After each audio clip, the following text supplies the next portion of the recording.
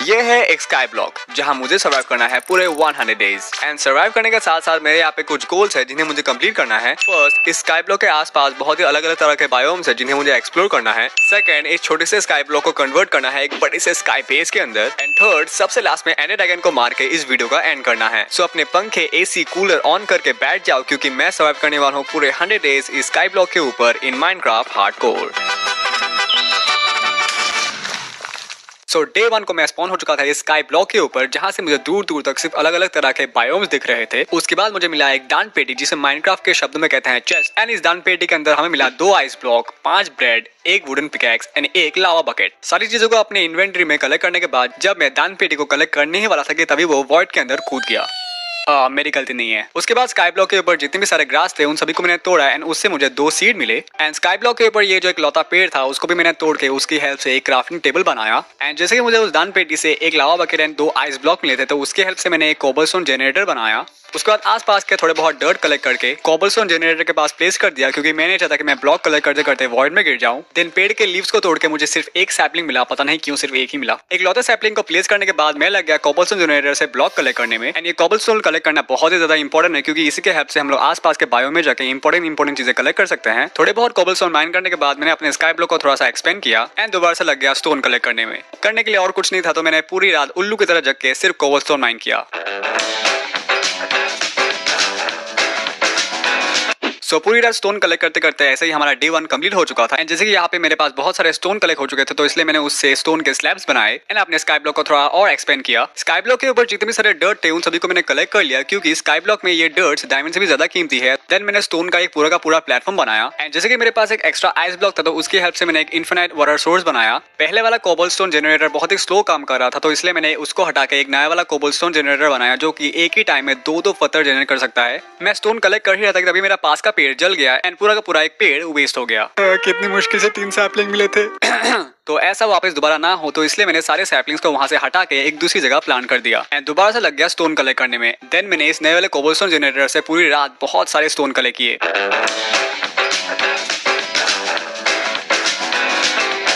सारी रात ठेका मजदूरी करने के बाद हमारे पास बहुत सारे स्टोन हो चुके थे तो अब फाइनल टाइम आ चुका था सारे बायोम्स को एक एक करके एक्सप्लोर करने का। देन मैंने देखा कि मेरे सामने ही एक घर था जहाँ पे 2 विलेजर्स एंड 2 शीप खड़े हुए थे एंड जैसे भी करके मुझे उनको यहाँ तक सेफली लाना है क्योंकि आगे जाके वो लोग हमारे बहुत काम में आने वाले हैं। देन इसलिए मैंने जाके बहुत सारे स्टोन के स्लैब्स बनाए एंड ब्रिजिंग करके पहुंच गया वहां तक। पहुंचने के बाद इस घर के अंदर से मुझे एक चेस्ट मिला जिसके अंदर मुझे एक पोर्शन ऑफ रीजनरेशन एंड एक पोर्शन ऑफ स्ट्रेंथ मिला एंड उसके साथ साथ कुछ गोल्ड एंड आयरन के इंगेट मिले जिनको मैंने कलेक्ट कर लिया। एंड लकीली इस घर के अंदर एक बेड भी था तो उसको भी मैंने कलेक्ट कर लिया। जैसे कि वुड की बहुत कमी हो रही थी तो इसलिए मैंने पूरे के पूरे घर को वुड के लिए गायब कर दिया। वुड कलेक्ट करते करते आसपास के जितने भी सारे ग्रास थे तो उनको भी मैंने सीड के लिए तोड़ दिया एंड ऑल्सो जितने भी सारे पेड़ थे तो उनको भी मैंने सैपलिंग के लिए काट लिया। चीजें कलेक्ट करते करते मेरी इन्वेंटरी पूरी फुल हो चुकी थी तो मुझे वापस अपने स्काई ब्लॉक पे आना पड़ा। उसके बाद मैंने 2 चेस्ट बना के सारी चीजों को वहाँ पे स्टोर कर लिया। देन वापस जाके जितने भी सारे बाकी के वुड थे तो उनको भी मैंने कलेक्ट कर लिया। सारी इंपॉर्टेंट चीजों को कलेक्ट करने के बाद मैंने बोट की हेल्प से एक एक करके दोनों विलेजर एंड दोनों शिपों को अपने स्काई ब्लॉक पे ले आया। देन नेक्स्ट डे मैं वापस चला गया वहाँ पे जितने भी सारे डर्ट थे उनको कलेक्ट करने। डर्ट कलेक्ट करते करते मुझे बादल नाम का एक घोड़ा मिला जो कि उड़ के कहीं चला गया। काश मैं भी उड़ पाता। देन अफसोस करके मैं वापस लग गया डर्ट कलेक्ट करने में एंड सारे डर्ट कलेक्ट हो जाने के बाद वहाँ पे जो एक लौता चिकन था तो उसको भी मैंने बोट में बिठा के अपने स्काई ब्लॉक पे ले आया। डर्ट के साथ साथ मुझे वहाँ से 6 आयरन मिले थे तो उनको स्मेल्ट करने के लिए मैंने एक फर्नेस बनाया। देन फर्नेस के अंदर आयरन को स्मेल्ट होने के लिए छोड़ दिया। उसके बाद मैंने अपने स्काई ब्लॉक को स्लैब्स की हेल्प से और थोड़ा बड़ा किया एंड जैसे कि ये 2 विलेजर मेरे लिए बहुत ही ज्यादा इंपॉर्टेंट है तो इसलिए मैंने उनके लिए एक टेम्परेरी घर बनाया। फिलहाल के लिए ये ऐसे ही रहेंगे क्योंकि मेरे पास इनको ब्रीड करवाने के लिए ना इनफ खाना है ना इनफ बेड। वैसे खाना तो मेरे खुद के लिए भी नहीं है, मेरे लेग पीस भी कम हो रहे हैं। उसके बाद मैंने फर्नेस में जो आयरन स्मेल होने के लिए छोड़ा था उससे मैंने एक आयरन के पिकैक्स एंड एक आयरन के एक्स बनाई। मेरे पास बहुत सारे स्टोन थे तो मैंने सोचा कि क्यों ना एक ट्री फार्म बनाया जाए जहां से मुझे बहुत सारे वुड मिल सके। ट्री फार्म से मेरे बहुत सारे फायदे हो सकते हैं। फर्स्ट, मुझे अनलिमिटेड कोल मिल सकता है एंड सेकंड, मैं विलेजर्स से स्टिक्स के बदले में बहुत सारे एमरल्ड ट्रेड कर सकता हूं। तो इसीलिए मैंने ट्री फार्म बनाने का काम शुरू कर दिया।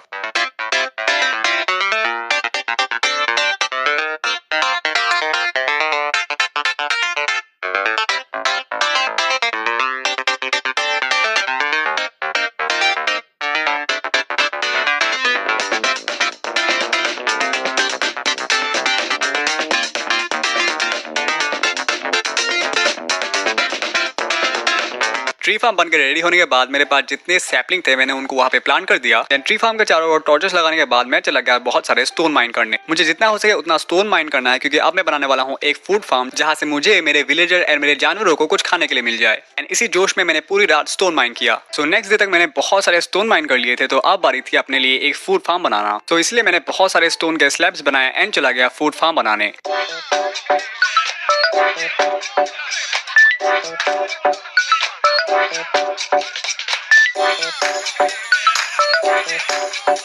फूड फार्म के लिए एरिया रेडी हो जाने के बाद मैंने दोनों शिपों को अभी के लिए वही रख दिया एंड मेरे पास जितने भी सीड थे तो मैंने उनको भी प्लांट कर दिया। देन नेक्स्ट डे ब्रीजिंग करके मैं चला गया जंगल वाले बायो में एंड वहाँ पे मुझे एक चेस्ट मिला जिसके अंदर मुझे दो डायमंड्स मिले एंड साथ ही साथ कुछ लापिस लाजुली एंड एक ज्यूक बॉक्स। आई होप कि आगे जाके मुझे इसके अंदर डाल के बजाने के लिए कोई सीडी मिल जाए। देन सारी चीजों को कलेक्ट करने के बाद आसपास के सारे पेड़ों को तोड़ के मैंने उनसे सैपलिंग कलेक्ट कर लिए एंड ऑल्सो वुड भी। एंड यहाँ पे आसपास बहुत सारे ग्रासेस थे तो उनसे भी मैंने बहुत सारे सीड कलेक्ट किए एंड वापस अपने बेस पे लौट आया। बेस पे आने के बाद मैंने जितनी भी सारी चीजें कलेक्ट की तो उनको एक चेस्ट के अंदर रख दिया। देन जंगल बायोम से मुझे जितने भी सारे सीड मिले थे तो उनको भी मैंने अपने फूड फार्म के अंदर प्लांट कर दिया।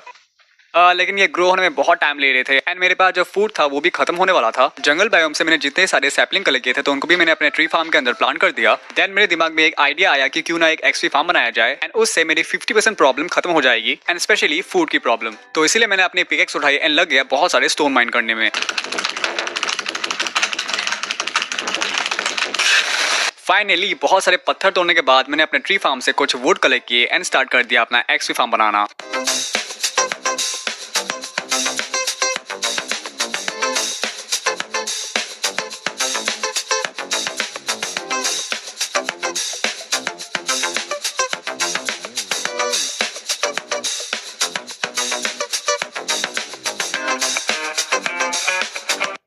मैं मजे मजे में अपना एक्सट्री फार्म बना ही रहा था कि तभी मेरे एक्सट्री फार्म के ऊपर एक ट्रेडर स्पॉन हो गया। नमस्ते अंकल जी। एंड जब मैंने उसके लाए हुए ट्रेड चेक किए तो वो बहुत ही बकवास सामान लाया था, बट मैंने उसको मारा नहीं क्योंकि मैं गांधी जी के राह पे चलता हूँ। झूठ बोल रहा है। अब तुम लोगों से क्या छुपाना, ये लोग मुझे बहुत ही ज्यादा परेशान कर रहे थे जब मैं एक्सट्री फार्म बना रहा था, तो इसीलिए मैंने उनको एक्सट्री फार्म से नीचे फेंक दिया। कहाँ गया उसे ढूंढो। Sorry sorry sorry sorry sorry. इतना बड़ा पाप करने के बाद मैं दोबारा लग गया अपना एक्सट्री फार्म बनाने में।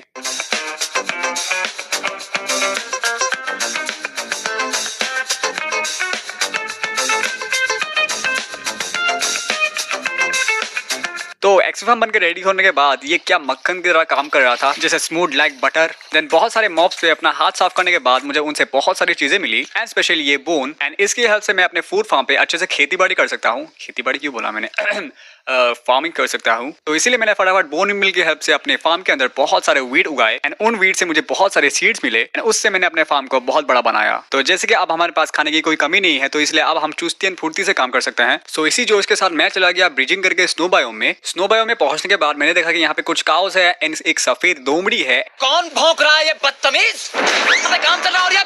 निकलो बाहर, निकालो उसको बाहर निकालो। पता नहीं उसके बाद उस लोमड़ी का क्या हुआ, लेकिन मुझे यहाँ पे एक चेस्ट मिला जिसके अंदर बहुत सारे सामान थे। देन सारे सामानों को कलेक्ट करने के बाद मैंने यहाँ से कुछ स्प्रूस ट्री के सैपलिंग एंड वुड कलेक्ट किए एंड ऑल्सो यहाँ पे कुछ फोकट के लैंटर्न थे तो उनको भी मैंने कलेक्ट कर लिया। एंड जैसे कि यहाँ पे काउस थे तो ये हमारे बहुत काम में आ सकते हैं, मतलब खाने के लिए नहीं यार, इनको ब्रीड करके हमें मिल सकता है बहुत सारे लेदर। तो इसीलिए मैंने उसको गेहूं का लालच देके बोट में बिठाया। हाँ, भूख के लिए लोग क्या क्या करते हैं। देन पत्थरों के ऊपर नाव चला चला के मैं उसको अपने स्काई ब्लॉक पे ले आया। जैसे एक हाथ से ताली नहीं बचती तो वैसे ही एक काव से ब्रीड नहीं होगा, तो इसलिए हमें चाहिए एक और काव। तो इसलिए मैं फिर से दौड़ के गया स्नो बायोम में एक और काव लाने। लेकिन पहुंचने के बाद मुझे काव की आवाज आ रही थी लेकिन मुझे काव नहीं दिख रहा था, पता नहीं मेरी आंखें ही खराब हो गई थी या कान। देन बहुत देर तक ढूंढने के बाद मैंने देखा कि एक बेचारा काव नीचे फंसा हुआ था। बेचारी की ऐसी हालत मुझसे देखी नहीं गई, तो जैसे तैसे करके मैं उसको ऊपर ले आया क्योंकि बाद में इसको मार के लेदर भी तो कलेक्ट करना है। साले तू ज्यादा डार्क हो गया। तो जैसे कि अब हमारे पास 2 काव एंड 2 शीप है एंड खाने की भी कोई कमी नहीं है, तो अब बारी है एक एनिमल फार्म बनाने की। तो मैंने उठाई अपनी शवल एंड चला गया डर्ट कलेक्ट करने जंगल बायोम में। बहुत सारे डर्ट कलेक्ट करते करते मुझे यहाँ से कुछ आयरन एंड कुछ डायमंड मिले, तो उनको भी कलेक्ट करने के बाद जब मैं अपने बेस की तरफ जा ही रहा था कि तभी मेरे साथ एक हादसा हो गया। खत्म। ऐसे हालात में बेहतर यही है कि वक्त रहते इंसान सतर्क होकर अपने जज्बात को काबू में रखकर अपने कदम पीछे हटा ले।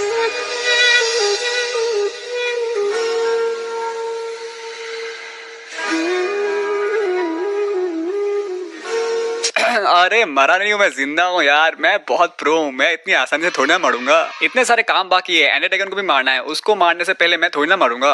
बुरा लगता है भाई। तो जैसे कि अब हमारे पास बहुत सारे डर्ट कलेक्ट हो चुके हैं, तो अब बारी है एक एनिमल फार्म बनाने की। एंड मेरा एनिमल फार्म बनाने का मेन रीजन यही है कि मेरे पास जो ये 2 शीप है उनको ब्रीड करवा के मैं उनसे बहुत सारे वूल कलेक्ट करूंगा बेड बनाने के लिए, क्योंकि मेरे पास 2 विलेजर है तो उनको भी ब्रीड करवाना है। एंड एक बार मेरे पास बहुत सारे विलेजर हो गए तो उनसे मैं बहुत सारी चीजों की ट्रेडिंग कर सकता हूँ, जैसे आर्मर से लेके टूल तक। सो इसीलिए नेक्स्ट डे उठ के मैं लग गया बहुत सारे स्टोन एंड वुड कलेक्ट करने में। अनफॉर्चुनेटली जब मैं ये रिप्ले रिकॉर्ड कर रहा था एनिमल फार्म बनाने का, तभी मेरे घर की लाइट चली गई एंड पूरा का पूरा रिप्ले रिकॉर्ड नहीं हुआ। तो उसके लिए माफ कर देना। तो एनिमल फार्म बनकर रेडी होने के बाद मैं सभी एनिमल्स को अपने एनिमल फार्म पे शिफ्ट कर दिया। देन मेरे पास जितने भी वीट थे तो उनकी हेल्प से मैंने अपने शीप एंड काउस को ब्रीड करवाया और ऐसे ही हमारे एनिमल्स की संख्या बढ़ने लगी। तो जैसे कि मैंने अपने जानवरों की संख्या बढ़ाई, तो अब बारी आ चुका है अपने विलेजेस की संख्या बढ़ाने की। तो इसलिए अब बनाएंगे एक विलेजर ब्रीडिंग एरिया, बट उसको बनाने के लिए मेरे पास रिसोर्सेज कम पड़ रहे थे, तो इसीलिए मैंने अपनी आयरन की पिकेक्स उठाई एंड लग गया बहुत सारे स्टोन माइन करने में। बहुत सारे स्टोन माइन करने के बाद मैं आ चुका था अपने ट्री फार्म के अंदर। देन मैंने बहुत सारे वुड कलेक्ट किए एंड स्टार्ट कर दिया अपना विलेजर ब्रीडिंग एरिया बनाना।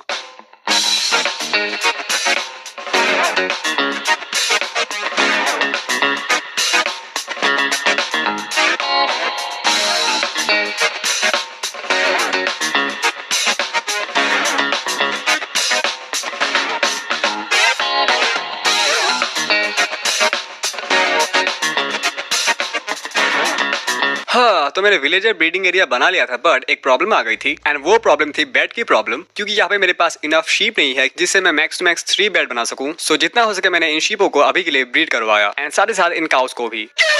तो जब मैं इनको ब्रीड करवा रहा था तो मुझे दिखा पास में ही एक मशरूम फील्ड है, तो इसलिए मैं निकल पड़ा वहां से मशरूम का उसको लाने, क्योंकि फिलहाल के लिए करने के लिए कुछ इंपॉर्टेंट नहीं है, तो यही सही। देन मशरूम फील्ड में पहुंचने के बाद मैंने फटाफट अपनी बोट निकाली एंड एक काऊ को अपने बोट में बिठाया और गाना गाते गाते अपने बेस पे लौट आया। थुंग थुंग थुंग थुंग थुंग थुंग सहूर। क्या मतलब ये गाना नहीं था, जो भी हो। एक मशरूम को अपने एनिमल फार्म पे लाने के बाद मैं दोबारा गया मशरूम फील्ड पे एक और मशरूम काऊ लाने, बट इस बार मैंने सोचा कि क्यों ना इसको लीश की हेल्प से ले जाऊं, क्योंकि बोट से मैं बहुत ही स्लोली पहुंचता हूँ अपने बेस तक। मैं इस मशरूम को लीश की हेल्प से बांध के अपने बेस की तरफ जा ही रहा था कि तभी मैंने नोटिस किया कि वो मशरूम काऊ मेरे पीछे से गायब हो चुका है। बेचारा गिर गया। गाइस कमेंट्स में गाली मत देना, बट बेशर्मों की तरह मैं फिर से मशरूम फील्ड में चला गया एक और काऊ लाने एंड वो भी बोट की हेल्प से। एंड इस बार ये नीचे नहीं गिरेगा। बड़े खतरनाक लोग हैं। मशरूम काऊ को अपने एनिमल फार्म पे लाने के बाद मैं फिर से लग गया अपने शीप को ब्रीड करवाने में। देन नेक्स्ट डे मैं निकल पड़ा चेरी ग्रुप बायोम की तरफ कि तभी मुझे कुछ आवाजें सुनाई देती है एंड वो आवाजें मेरे नीचे से आ रही थी। एंड जब मैंने नीचे देखा तो मुझे क्या दिखाई दिया,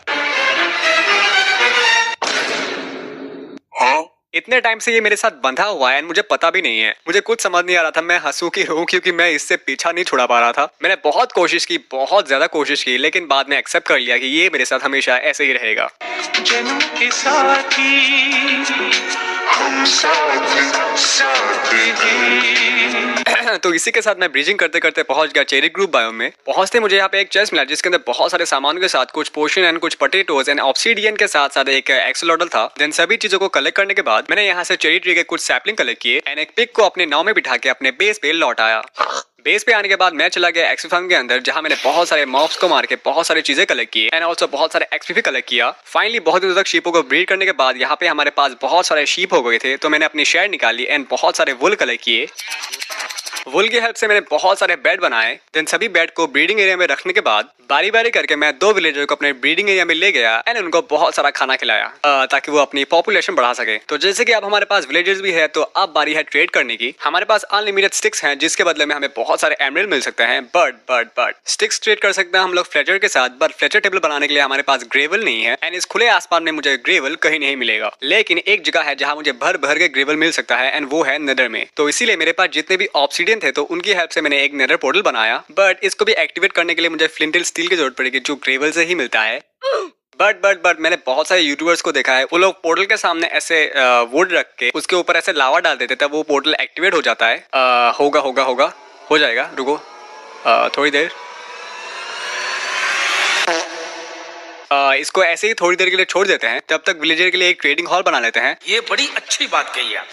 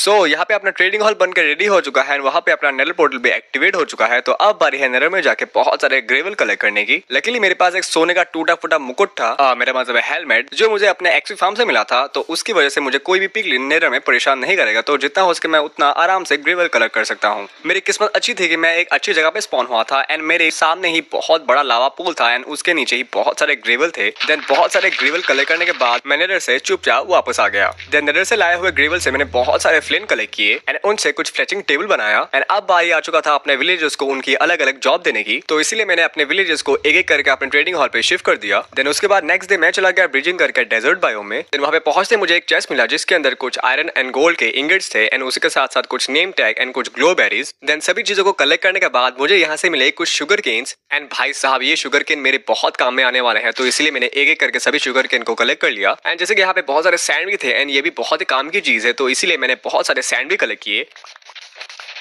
बेस पे वापस आने के बाद मैंने जितने भी चीजें कलेक्ट किए थे उन सभी को मैंने एक चेस्ट के अंदर स्टोर कर लिया। उसके बाद मैंने फूड फार्म के साइड में ही एक और एरिया बनाया जहाँ पे मैंने शुगर केन एंड मेरे पास कुछ पोटैटोस थे तो उनको वहाँ पे मैंने हार्वेस्ट कर दिया। बट इनको ग्रो होने में थोड़ा टाइम लगेगा तो इसीलिए मैं चला गया इसी बीच बाकी के जितने भी सारे बायोम थे उनसे डर्ट कलेक्ट करने। मैं इन सब चीजों में इतना बिजी हो गया था कि मैं भूल गया था कि मेरे पास एक आर्मर भी नहीं है एंड बिना आर्मर के मैं एंडर ड्रैगन से लड़ने जाऊंगा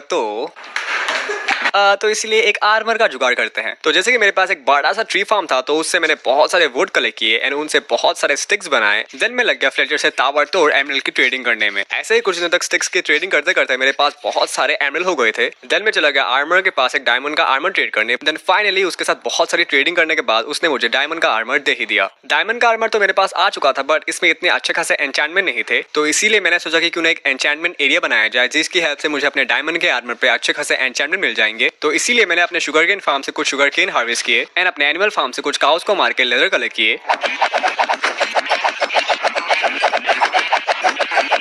मैंने बहुत सारे बुक शेल्फ तो बना लिए थे बट मेरे पास एन्चेंटिंग टेबल बनाने के लिए ऑब्सीडियन नहीं थे। तो इसलिए ब्रिजिंग करके मैं चला गया स्ट्रॉन्ग होल्ड के पास ऑब्सीडियन कलेक्ट करने। क्या क्या करना पड़ता है। देन फाइनली एन्चेंटमेंट टेबल बनके रेडी होने के बाद मैं लग गया अपने आर्मर एंड टूल्स पे अच्छे खासे एन्चेंटमेंट लगाने में एंड उसके लिए मैंने बहुत सारे मॉब्स को मार के बहुत सारे एक्सपी कलेक्ट किए एंड अपने आर्मर एंड टूल्स पे अच्छे खासे एन्चेंटमेंट लगा लिए। बट मुझे अपने डायमंड के शेवल पे सिल्क टच का एन्चेंटमेंट चाहिए था जो कि मुझे नहीं मिल रहा था एंड वो मुझे इसलिए चाहिए ताकि मैं अपने डर्ट ब्लॉक्स को ग्रास ब्लॉक में कन्वर्ट कर सकूं। बट मेरी किस्मत इतनी बुरी थी कि मुझे बहुत सारे अटैम्प्ट के बाद भी अपने शवल पे सिल्क टच नहीं मिल रहा था। देन फाइनली बहुत सारे अटैम्प्ट के बाद मुझे अपने शवल पे सिल्क टच मिल चुका था एंड वो भी एफिशिएंसी 3 एंड अनब्रेकिंग 3 के साथ। उसके बाद मैं चला गया बचे कुछ जंगल बायोम से ग्रास ब्लॉक कलेक्ट करने। ग्रास ब्लॉक्स को मैंने अपने स्काई बेस के सभी जगह पे प्लेस कर दिया। सो अब फाइनली बारी आ चुका था एंड में जाके एंडर ड्रैगन को डिफीट करने का। सो पूरी तैयारी के साथ मैं चला गया एंड पोर्टल के पास। So now it's show time.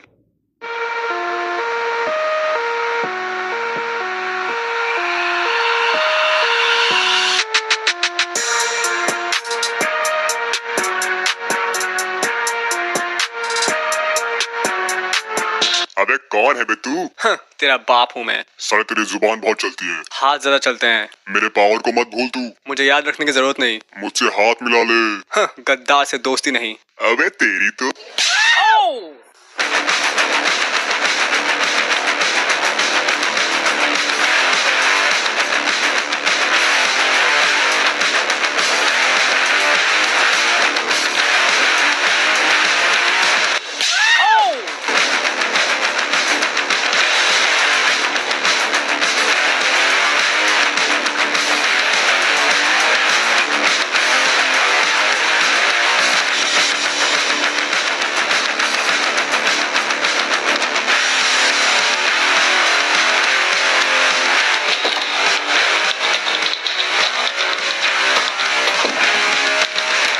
So finally हमने यहाँ पे एंडर ड्रैगन को डिफीट कर दिया है एंड मैंने इस बार कुछ नया ट्राई किया था। तो आई होप तुम लोगों को अच्छा लगा होगा क्योंकि तुम लोग खुश तो मैं खुश। मैंने माइनक्राफ्ट के सबसे रेयरेस्ट आइटम को अपने पॉकेट में डाला एंड ओवरवर्ल्ड में वापस आ गया। सो ऐसे ही हमारे 100 डेज कंप्लीट हो चुके थे। डे 1 को स्टार्ट किया था हमने एक छोटे से स्काई ब्लॉक के साथ एंड डे 100 तक ये स्काई ब्लॉक कुछ ऐसा दिख रहा था। सो आई होप तुम लोग को